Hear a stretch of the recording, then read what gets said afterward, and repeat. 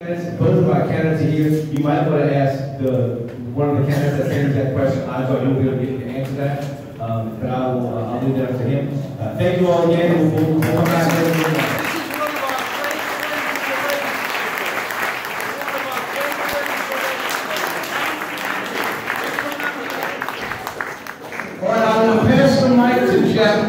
Our candidates are here now. We're going to move things along really fast. I don't think that the event with the candidates is going to be more than 25 or 30 minutes. So when it comes time for questions, if you got a question, give it to Jeff quick. I give the mic to Jeff Guerrero. I want to thank both our candidates for coming. They had to rush from another event. So I've asked them to give a very brief, like 1 minute introduction. I've got a few questions. Then if you have a question, let me know and I'll go around with the microphone for you. So let's start alphabetically. John Fortunato, quick intro, please. Thank you very much, Jeff. I'm here director already. It's really hard for me to stand here tonight and tell you how I can put in a 1 minute capsule my 45 plus years working for the Jefferson Parish Sheriff's Office. But I can stand here today and tell you that I'm very proud of the men and women of the Jefferson Parish Sheriff's Office, that I've shared experiences throughout my entire life in doing what we do best, and that's to keep the people of Jefferson Parish safe. I look forward to working with our neighboring jurisdictions, our law enforcement officials, and doing what we can to keep all of our region as safe as we possibly can. So once again, thank you, Jeff. Appreciate it. All right, John, thank you. Hello, everybody. Very good, right here. Just introduce myself. You know, many of y'all in this room know me or have seen me over the years. You know, I started off in the sheriff's office in '97 as the policeman on the street. But what I bring to the table is experience. You know, my job as a legislator, as an attorney, and as a sheriff's deputy gives me a neat ability. We talk about government, it's civics. I've represented law enforcement in all three branches of government, from the deputy on the street 13 years ago to the sheriff today. From the legislator who served as chairman of the Criminal Justice Committee and answered all those questions on a regular basis for the last 9 years. And as the attorney who represents our police officers when they shoot someone, when they arrest someone, when they have to use force or sued in federal and state court. Training is what brings us together in law enforcement. We can't be the department we were in the 70s, 80s, and 90s. We evolve every single day. We know we have to go to the future. We know we have to change every single day in order to get there. My job in law enforcement is trying to make us to get there. Okay. Probably a minute. All right, thank you, sir. Okay, and we'll have limited answers to these questions. My first question, and we'll start with you, Joe.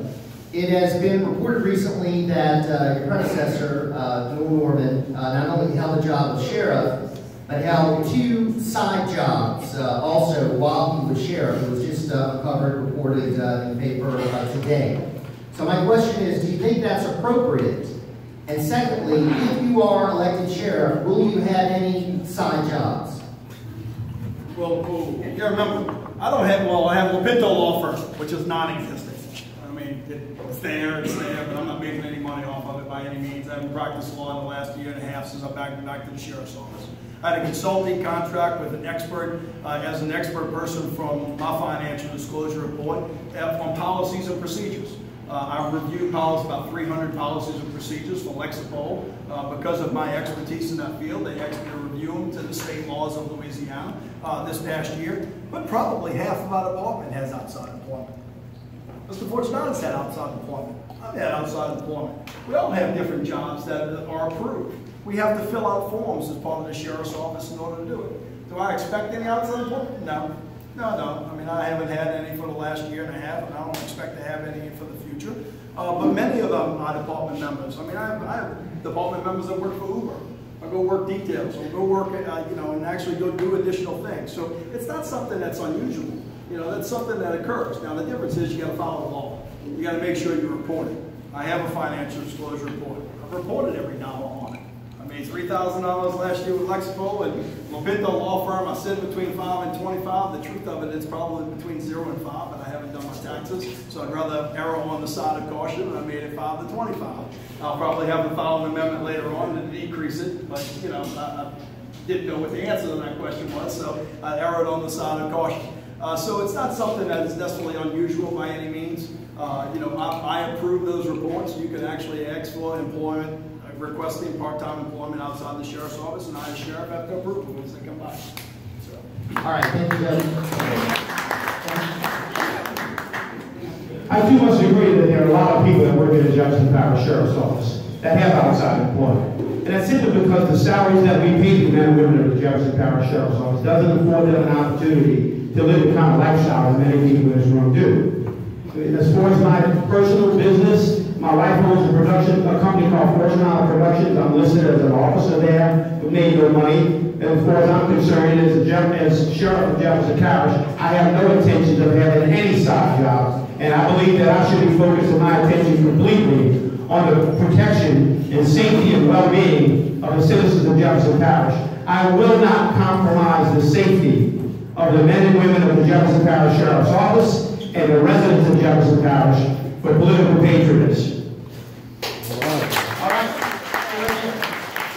Next question involves the issue of sanctuary cities.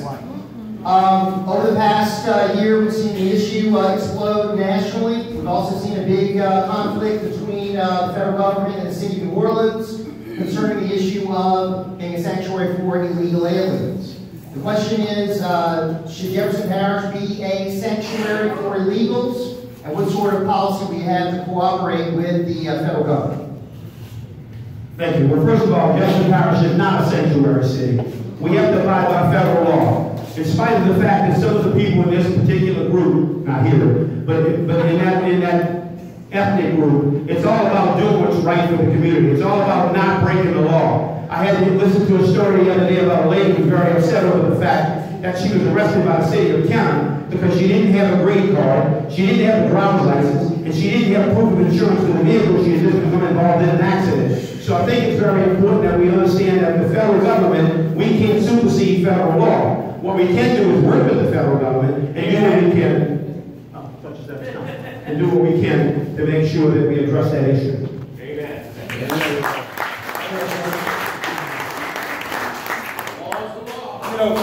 Sanctuary cities are real easy in Jefferson Parish. We make over 20,000 arrests per year. Every name, white, black, Hispanic, doesn't make a difference, gets reported to ICE. And whoever they come back with a hold on, we hold them until they come pick them up. Generally speaking, that's about 15 people per month. That's what it is. Illegals are actually not our problem, but we cooperate with them, without a doubt. We end up, in addition to that, we participate in a federal program called Operation Stone Guard, where we actually go out and make stops, identifying illegal aliens out there. We make those stops, we report that to ICE also. They don't pick them all up. But we collect that, our officers go out and collect the additional overtime in order to make those stops, and we utilize that intelligence when it's needed. We can't enforce the federal law. We can't. It doesn't allow us. What we do is we cooperate every chance we get. We send them the names. Sometimes they don't come get them, and we release them because I don't have the ability to continue to hold them. But when they ask for us to hold them, we hold them until they come get them, and generally, as I said earlier, that's about 15 people a month out of the 20,000 arrests that we make every single year. All right, I've got a few more quick ones, and then we'll be going around to you. Sheriff, over the past few weeks, we've had a controversy concerning a meeting at a coffee shop that was involving your opponent and some former deputies. There's been a dispute as to whether you had knowledge of this or not. Please clarify that situation with us and whether you think it was appropriate or not for that video, that picture, to be submitted to your office or someone to gather that information. This is a campaign, right? We're always doing opposition research, you name it. We have people of the sheriff's office that left the sheriff's office that, if you ask some of my deputies, they don't want them to come back. I wouldn't, Mr. Fortunato. I've got deputy chiefs that aren't liked. And guess what? If he wins, I'm sure he's going to bring people back. You've got people that should have retired after their 30 years. But you know what? They stayed 45. And you know what? If they came back, people would be disappointed. Did a meeting occur? Yes. It was the biggest, worst kept secret on the sheriff's office. Everybody knew about it. Everybody told me, you heard they met? Yeah, they met. Guess what? It's not a big deal. One of my friends, one of my deputies that I went through the academy with, meets me on scene. You heard about the meeting? Yeah, I heard about the meeting. Yeah, well, guess what? He was personal friends with the owner of that coffee shop. We probably have cameras in here filming us today. He said, you know what, I'll go get it. Great, go get it. They're going to pass it around the bureau and make everybody happy. Was it for y'all to say? No. Was it for me to say? I can care less. Give me a break. You know, we've got to stand next to each other and work together every single day. He went afterwards, and he went and made contact with that owner because he's friends with him. You know what? They didn't tell me about it.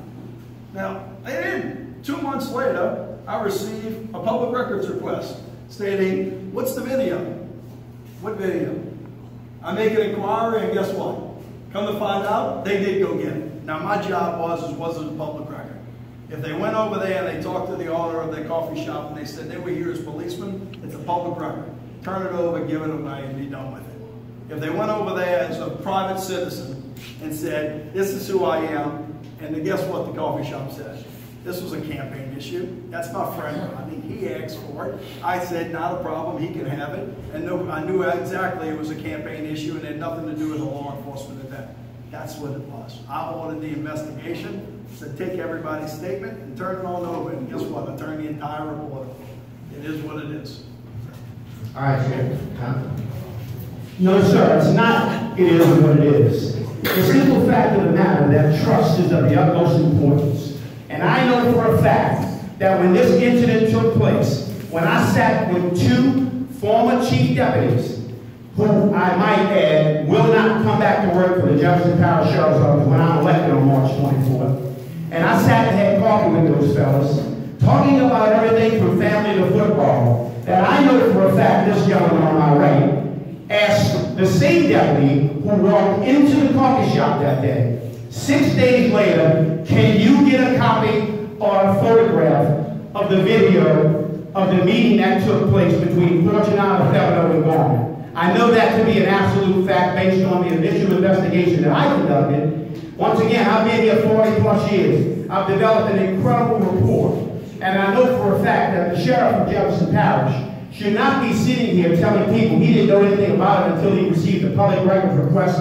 from Fox 8. Well, that's not true. He knew about it. He ordered the investigation, which, by the way, should not have been conducted by the Jefferson Parish Sheriff's Office. It should have been handled by an independent agency. But I think that my sheriff, I think that the interim sheriff conducted this investigation simply to find out what his officers were going to say.